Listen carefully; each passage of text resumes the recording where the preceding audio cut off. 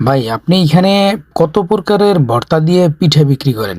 আমি 16 প্রকারের ভর্তা দিয়ে আশা আছে 30 আইটেমের ভর্তা থাকবে। আমার একটা গ্লাস আছে, গ্লাসটা হয় নাই, আজকে দেবে। কালকের থেকে বা পরশুর থেকে আমার এখানে 30 আইটেমের ভর্তা থাকবে এবং একটার সাথে একটা মিল থাকবে না, মিল থাকবে না। এখানে কি কি পিঠা তৈরি করেন?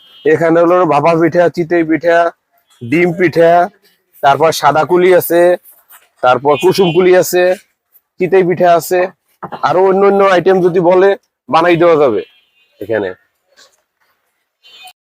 গাইস আপনারা দেখতেই পারছেন সেই ঐতিহ্যবাহী 16 আইটেমের ভর্তা, 16 প্রকারের ভর্তা।